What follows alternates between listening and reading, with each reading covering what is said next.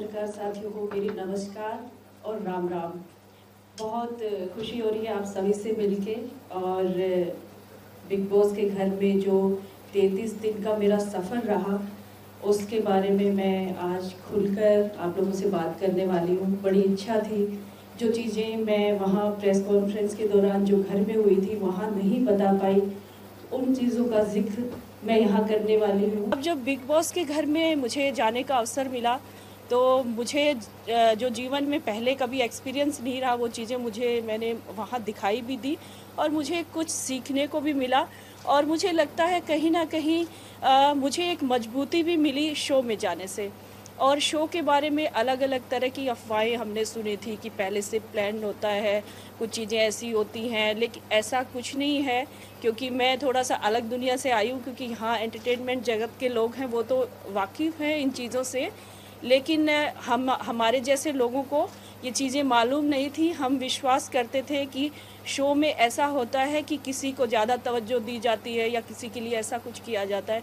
तो मुझे नहीं लगता ये चीज़ें हैं, क्योंकि शो में सब एक बराबर हैं और वहाँ पे सिर्फ आपको घर के अंदर ले जाके छोड़ दिया जाता है, बाकी आपको ही करना होता है कुछ।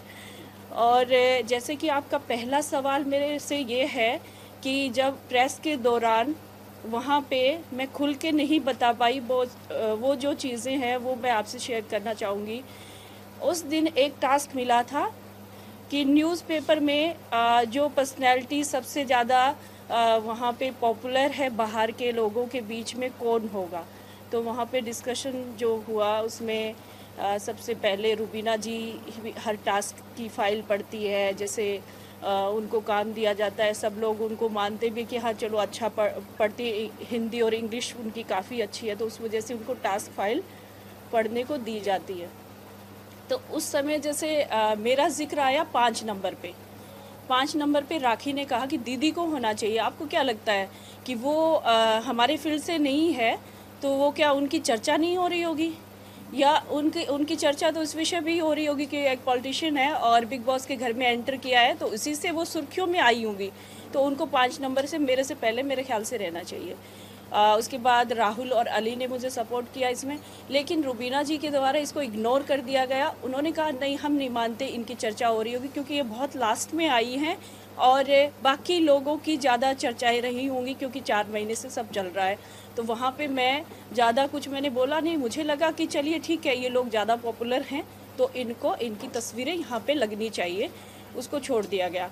लेकिन बिग बॉस हमेशा ये कहते हैं कि टास्क को पूरा करें, वो टास्क पूरा नहीं हो पाया। लेकिन काम्या जी जब वहाँ पहुँची, पत्रकारों ने बातचीत की, उसके बाद फिर उस टास्क को पूरा करने के लिए काम्या जी ने बोला, क्योंकि बिग बॉस ने आदेश किया था कि इसको पूरा करें।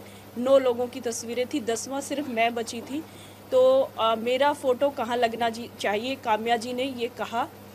तो उसमें फिर सब लोग उठ खड़े हुए। अर्शी खान ने सिर्फ बोला कि सोनाली जी को होना चाहिए, इनमें से किसी एक जगह पे आप इनके बारे में हम अपनी राय देना चाहते हैं। लेकिन उसमें किसी की सुनी नहीं गई, क्योंकि रुबीना जी ने फिर से घुमा दिया मुद्दे को और उसको वहीं क्लोज कर दिया।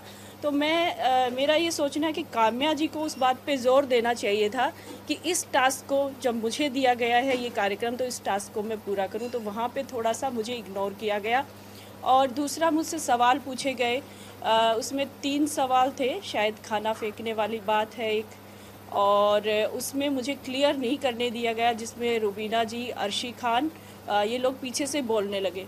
आप लोगों ने हमेशा देखा होगा, मैं जब तक शो में रही, जब 2 लोग या 3 लोग भी बोल रहे होते थे, मैंने बीच में कभी नहीं बोला, कभी भी नहीं बोला। आप शो पीछे कभी भी देख सकते हैं, जब वो लोग बोल के अपनी बात ख़त्म कर देते थे तब मैं पूछती थी क्या मैं अपनी राय दूं या मैं अपनी राय रख सकती हूं। मैं हमेशा ये पूछती थी, क्योंकि हम लोगों ने हमेशा से ये नियम बनाए हुए हैं। हम जिस पार्टी से ताल्लुक़ रखते हैं, हमें सिखाया गया है कि हमें अपनी जो राय है वो बताने के लिए भी पूछना चाहिए कम से कम। तो मेरा ये नियम है, सिद्धांत है, तो उसको मैंने फॉलो किया। तो वहाँ पे जैसे मुझे अगर बोलने का अवसर मुझे ही मिला था, तो उसमें रुबीना जी और अर्शी खान को बीच में नहीं कूदना चाहिए था। मुझे वहाँ पे मेरी बात को क्लियर नहीं करने दिया गया। जो रोटी वाला मामला था, जो डस्टबिन की बात थी, अगर आप लोग उसमें खुल के जानना चाहते हैं तो एक पॉइंट है जो मैं बताना चाहती हूँ। उसमें हुआ ऐसे कि वहाँ पे खाना जो था हमेशा अच्छे से राशन आता, सब ठीक ठाक था, लेकिन लास्ट में कैप्टनसी का जो टास्क था उसको ख़त्म ही कर दिया गया कि कैप्टनसी के लिए अभी कोई टास्क नहीं होगा, अब खाने के लिए होगा। आपको खाना तभी मिलेगा जब आप टास्क पूरा करेंगे, नहीं तो आपको लिमिट में कुछ चीज़ें दी जाएंगी और उन्हीं में आपको गुजर बसर करना पड़ेगा। तो उसमें थोड़ा आटा रखा हुआ था सुबह के लिए भी, रात में सबके लिए एक एक रोटी बननी थी। और मैं हमेशा दाल चावल नहीं खाती थी, क्योंकि मैं जिस एरिया से आती हूँ वहाँ दाल चावल कम खाए जाते हैं, वहाँ रोटी सब्ज़ी खाई जाती है, लस्सी दूध ज़्यादा लिया जाता है। तो वो मैंने कहा कि मैं दोपहर को एक रोटी खाई थी तो मुझे भूख लगी है, मैं बना लेती हूँ। मैंने अली, राहुल और इन लोगों से, जो मेरे दोस्त थे, मैंने कहा, तो उन लोगों ने कहा बना लो, आप खा लो, कोई बात नहीं। क्योंकि वहाँ पे हर कोई, पहले जैसे अर्शी खान रात में सबके सोने के बाद अपना खाना बनाती थी, विकास भी अलग से अपना खाना हमेशा अलग से बनाता है। और मुझे लगा कि मुझे भी जिसकी ड्यूटी है, कोई बात नहीं, एक रोटी मैं अपनी बना लूँगी। तो उसमें मैंने उस दिन रोटी बनाई, और जैसे ही अर्शी खान की ड्यूटी थी रात में डिनर बनाने की, उसने मुझे रोटी बनाते हुए जैसे ही देखा तो वो बहुत ज़्यादा तिल मिला गई और मेरे ऊपर चढ़ गई पूरी तरह से, कि मुझे मतलब ऐसा फील हुआ कि ये लड़की मुझे दोस्त मानती है, मैं इसको दोस्त मानती हूँ, एक बेड पे सोते हैं। तो इसने मेरे साथ मुझे हर्ट किया, इसने एक रोटी के लिए। तो दुख होना स्टार्ट हो गया था मुझे, क्योंकि जो भी बंदा या जो इंसान हम रेगुलर लाइफ में देखते हैं, कोई किसी से जुड़ता है, अगर मुझे पानी चाहिए अगर कोई इंसान किसी के साथ जुड़ा है, अगर वो भावुक है, अगर वो अच्छा इंसान है, तो उसके आंसू ज़रूर निकलते हैं। अगर किसी के लिए दिल में दर्द नहीं होता, सम्मान नहीं होता, तो वो नहीं रोता कभी भी। जो कठोर होता है वो कभी नहीं रोता। तो मैं खाना खाते खाते मेरे आंसू निकलने लगे, मैं रोने लग गई थी।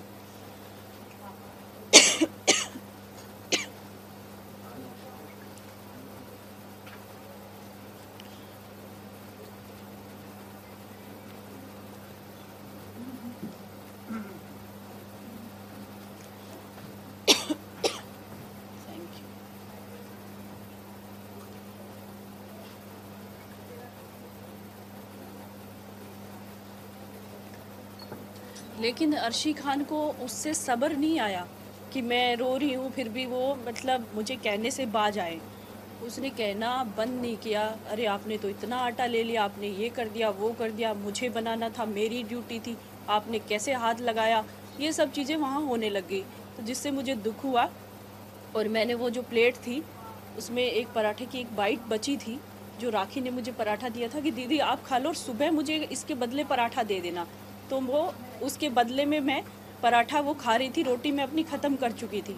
तो उसको मैंने ले जाके और उस प्लेट को साफ़ करने के लिए उसमें डाला था, क्योंकि घर में नियम बना था कि जो भी खाना अपना ख़त्म करेगा, चाहे उसमें कुछ भी बचे, डस्टबिन में क्लीन करके पानी से साफ़ करके प्लेट रखेगा, ताकि बर्तन साफ़ करने वाले को गंदगी महसूस ना हो।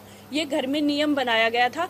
हम जब बाहर होते हैं या अपने घरों में होते हैं, हम गाय को रोटी खिला देते हैं, बचा हुआ खाना होता है हम जानवरों को खिलाते हैं।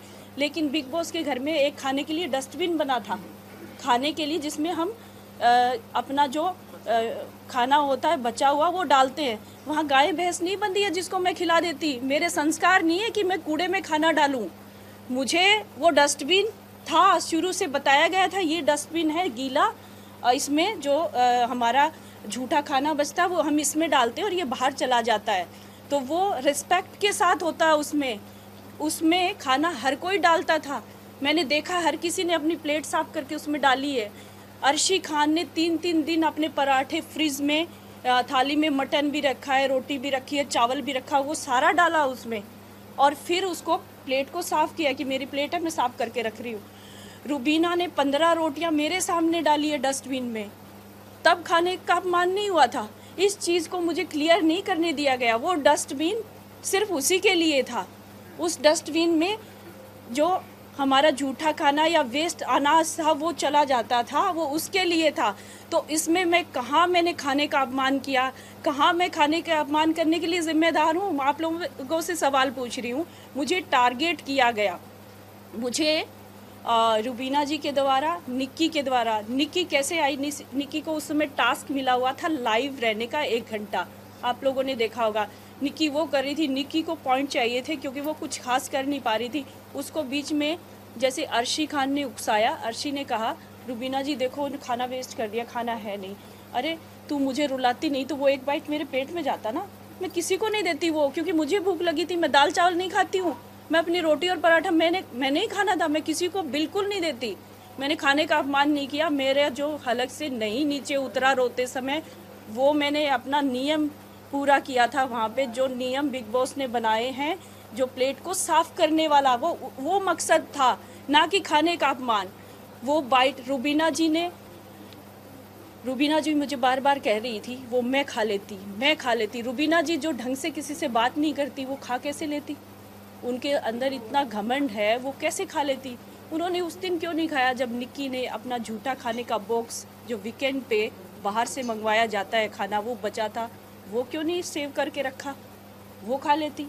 जब मैंने निक्की को सुबह से मैं कह रही थी निक्की ये जो वेस्ट खाना है इसको उठा लो, तो निक्की ने मेरे से उसके लिए कि झगड़ा हो मैं कुछ करूं, क्योंकि सलमान जी ने वीकेंड का वार चल रहा था, उसका शूट चल रहा था।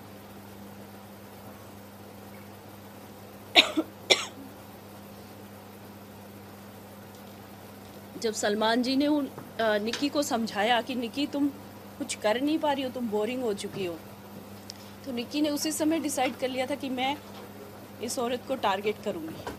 निक्की ने मुझे टारगेट करना शुरू कर दिया था दूसरे हफ्ते पे ही, और उसने अपना जो खाने का बॉक्स था वो मेरे बेड के साथ में रखा। हर किसी को अपना अपना बेड मिला हुआ था, निक्की को मेरे से दूर बेड मिला हुआ था। वो चाहती तो किसी और के बेड के पास रख सकती थी, वो चाहती तो किचन एरिया में रख सकती थी, लेकिन उसको मुझसे झगड़ा चाहिए था।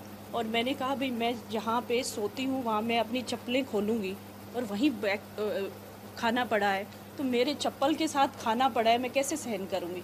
और मैं रात में सोऊंगी तो खाना स्मेल करेगा। तो उसके लिए मैंने बार बार निक्की को कहा, और अगर निक्की मेरे साथ अच्छी होती तो मैं खाना खुद उठा के रख देती, लेकिन निक्की मेरे साथ अच्छी नहीं थी। वो मुझे बार बार कहती थी घटिया औरत, हु इज शी, कहाँ से आई है, क्या करने आई है शो में, इसको बाहर निकालो। बार बार निक्की के यही शब्द मेरे लिए होते थे, आप लोगों ने सुना भी होगा। तो मेरे साथ वहाँ पे भेदभाव बहुत हुआ, मैं अकेली पड़ गई थी बिल्कुल। रुबीना जी ने मुझे बहुत सम्मान दिया पहले, उन्होंने कहा भी सोनाली जी आप बहुत अच्छी हैं, ये लोग आपको ख़राब कर देंगे, इनकी बातों में मत आना। लेकिन रुबीना जी ने ही बाद में मुझे टारगेट बनाया, जिनको रुबीना जी को मैं बाहर से देख के गई थी शो में कि बहुत अच्छी महिला है, और रुबीना जी ही मुझे लगता है कि आगे तक जाएंगी, शो जीतेगी। लेकिन रुबीना जी ने 2 हफ्ते के बाद मुझे टारगेट करना शुरू किया। रोटी वाला मामला हो, चाहे वो मेरा नाम फाड़ने वाला मामला हो, वो बीच में आई, उसमें भी हर काम में वो बीच में आई, जबकि उनके आने का कोई मतलब ही नहीं था उसमें। और निक्की ने भी मेरे साथ किया, तो पूरी तरह से मेरे साथ भेदभाव हुआ शो में, और मुझे हर्ट किया गया काफ़ी, और मुझे परेशानियां हुई काफ़ी, क्योंकि मैं बहुत ज़्यादा भावुक हूँ। और जाते ही मैं सबके साथ इतना जुड़ गई थी, 2 हफ्ते तक मुझे ऐसे लगा था कि सब मेरा परिवार है, और जैसे मैं घर पे रहती हूँ मेरे घर के लोग हैं, उनसे मुझे प्यार मिला, और मैंने भी उनको बहुत प्यार दिया। और सबके लिए अगर मुझे किसी के बारे में दुख हुआ तो मेरे आंसू भी निकले। तो ये सारी चीज़ें वहाँ पे हुई, और भी कई किस्से हैं जो आप लोगों ने देखे हैं, जिनको मैं क्लियर करना चाहती हूँ। अगर आप उनमें से कुछ पूछना चाहें तो आप मुझसे पूछ सकते हैं। जी एक बात बताइए, आप ये बोल रही हैं आपको लोगों ने टारगेट किया और आपको काफ़ी ज़्यादा परेशान किया, लेकिन बदले में आपने भी उनके साथ काफ़ी कुछ ऐसा किया जो नहीं करना चाहिए था, जैसा कि आपने रुबीना जी को गालियाँ दी हैं और धमकियाँ दी हैं उनके हस्बैंड को, उनको दुनिया आपको कि भाई बाहर आओ, मैं देखती हूँ। हाँ, तो क्या ये जस्टिफाई अभी आपके लिए कि पहले मैं क्लियर करना चाहती हूँ धमकी वाली बात को। आज तक मुझे किसी ने बताया नहीं और ना ही दिखाया कि मैंने किसको धमकी दी, क्योंकि मैंने धमकी दी नहीं है, उस बात को बनाया गया है। धमकी का वाला मामला मैं बताती हूँ। हाँ, किसको कहा मैंने, किसको कहा मुझे बता दे। आपके सामने हाँ हाँ, ये किसको कही थी मैंने बात? अभिनव खड़े थे आपके सामने, मेरे पीछे खड़े थे आपने। मैं बताती हूँ, अब मैं बताती हूँ, इस बात को क्लियर करती हूँ आज। इसीलिए मैंने आप लोगों से मिलने की चाह जताई थी कि मैं इस बात को क्लियर करूँ, क्योंकि देखिए मैं जिस फील्ड से आती हूँ वहाँ समाज सेवा की भावना रहती है हमेशा ही, सबको जोड़ के रखने की बात रहती है, ना कि तोड़ के रखने की। तो जब मैं शो में आई तो उस समय वीकेंड पे सलमान जी का बर्थडे आ रहा था और उसकी शूट की तैयारियां हो रही थी। सबको गाने मिले परफॉर्मेंस के लिए, लेकिन मुझे नहीं मिला। एजाज जी भी मेरे साथ थे, एजाज जी को डायलॉग मिला तो मैंने एजाज जी को बोला, एजाज जी मैं सलमान जी को इतना पसंद करती हूँ, उन्हीं के लिए मैं शो में आई हूँ और उन्हीं के गानों पे सबको परफॉर्मेंस करने का मौका मिल रहा है, लेकिन मुझे नहीं मिल रहा। तो मैंने बिग बॉस को कहा और मुझे गुस्सा आया और मुझे दुख हुआ। तो मैंने कहा बाहर मेरे लोग हैं, वो देख रहे हैं और आप इस देश में एक चैनल चला रहे हो, इस देश में ये शो चला रहे हो, आप भेदभाव नहीं कर सकते किसी के साथ। मेरे साथ आप लोगों ने भेदभाव किया, इनको सबको दे दिया ना, इनको गाना दिया, ये परफॉर्म करेंगे। सलमान जी का बर्थडे मैं क्यों नहीं करूँगी? और मेरी जो टीम है बाहर से आपसे सवाल पूछेगी, वो उस समय की बात है, वो ये बात थी जो मैं आज क्लियर कर रही हूँ। मेरे पीछे अभिनव खड़ा था, अभिनव ने मुझे फिर कहा भी सोनाल जी आप क्या कह रही हैं, शो को कह रही हैं आप? मैंने कहा हाँ कह रही हूँ, मेरे साथ भेदभाव हुआ है तो कह रही हूँ ना मैं, और मेरा हक बनता है, मैं शो में आई हूँ। और जहाँ हमेशा कहा जाता है कि शो में भेदभाव नहीं होता, मैंने स्टार्टिंग में यहाँ बैठते ही आपको कहा ना कि शो बहुत अच्छा है, भेदभाव नहीं होता शो में, शो के लोग नहीं करते हैं वो। इस चीज़ को क्लियर करती हूँ। जब मैंने ये बात कही उनको, मुझे हर्ट हुआ। तो दूसरे दिन जब शूट हुआ तब सलमान जी ने या क्रिएटिव्स जो थे या शो मेकर जो हैं, उन्होंने इस बात को समझा और उन्होंने मुझे परफॉर्मेंस का मौका दिया, उस चीज़ को क्लियर किया। वो बातें वहीं ख़त्म हो गई थी। लेकिन अभिनव जी ने, जब निक्की और मेरा रुबीना जी से झगड़ा शुरू हुआ, अभिनव जी ने उस बात को मोड़ दिया।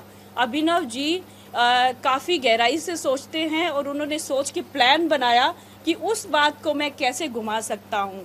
तब अभिनव जी ने कहा कि इसने तो शो को भी धमकी दी थी, ये धमकियाँ देती है सबको कि मैं बाहर देख लूँगी, मेरे बंदे देख लेंगे। मैंने कहा ज़रूर था, लेकिन ये वो बात नहीं थी कि मेरे बंदे आपको देख के मार डालेंगे, कुछ कर देंगे, ये वो चीज़ नहीं थी, बिल्कुल भी नहीं थी और ना ही कभी हो सकती, ना मैं कभी कह सकती ये चीज़ें। तो ये अभिनव जी का प्लान था और अभिनव जी ने ये कहा। फिर किचन एरिया में निक्की भी मेरे साथ इस बात से भिड़ी कि तुम ये कहती रहती हो घटिया औरत, मेरे बंदे देख लेंगे, बंदे मेरे भी है, तुम्हें देख लेंगे। निक्की ने ये बात कही। फिर अली और राहुल मेरे पास में खड़े थे। फिर मैंने कहा मैं रोने भी लगी थी इस बात में। मैंने कहा अली, मैंने कभी नहीं बोला कि मेरे बंदे देख लेंगे, ये लोग क्यों कह रहे हैं बार बार मुझे, अभिनव क्यों कह रहा है? तो उन्होंने बताया कि मैम क्या पता आपने कह दिया। मैंने कहा बिल्कुल नहीं कहा। तो अली ने मुझे कहा अब इनको बोलो कि नहीं कहा था, लेकिन अब कह रही हूँ। तो मैंने गुस्से में बोला अब तक तो नहीं कहा, ठीक है कह रही हूँ। अली के मजाकिया उसमें लहजे में कहा था और वो बात उनके बार बार मुझे मेंटली टॉर्चर करने के बाद ये हुई थी कि हाँ तुम लोग कह रहे हो तो ठीक है। मैंने कभी नहीं कहा ये बात, आज मैं क्लियर कर रही हूँ।